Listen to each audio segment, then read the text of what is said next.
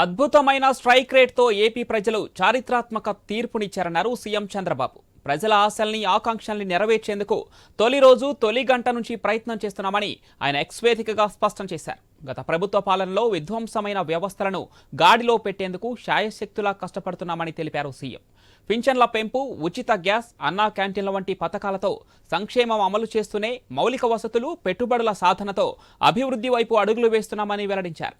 ఎదురవుతున్న సవాళ్లను సమర్థవంతంగా ఎదుర్కొని సుపరిపాలనతో సూపర్ 6 పథకాలు అమలు చేస్తామని, ఇచ్చిన ప్రతి హామీని నెరవేరుస్తామని క్లారిటీ ఇచ్చారు సీఎం చంద్రబాబు.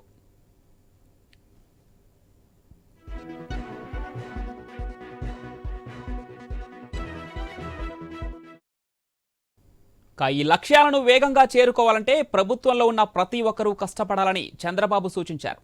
టీం వర్క్గా పనిచేసినప్పుడే ఉత్తమ ఫలితాలు సాధిస్తామని, తాను అదే విశ్వసిస్తానని చెప్పుకొచ్చారాయన. అసాధారణ వేగవంతమైన పనితీరు చూపితే తప్ప విధ్వంస రాష్ట్రంలో పునర్నిర్మాణం సాధ్యం కాదన్నారు. అందుకే ఎప్పటికప్పుడు ప్రతి ఒక్కరూ టీం స్పిరిట్తో పనితీరుపై సమీక్షించుకొని పనిచేయాలన్నదే తమ ఆలోచనగా చెప్పుకొచ్చారు.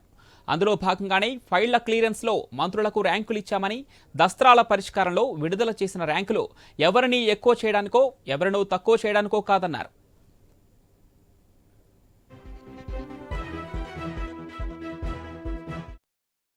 కాగా అన్నారు చంద్రబాబు. పీపుల్ ఫస్ట్ విధానంతో తాను తన సహచర మంత్రులంతా పనిచేస్తున్నామన్నారు. లక్ష్యాల సాధనకు అడుగులు వేస్తున్నామన్న సీఎం సమస్యల సుడిగండంలో ఉన్న రాష్ట్రాన్ని అగ్రగామిగా నిలబెట్టగలమన్న నమ్మకం తనకు ఉందన్నారు.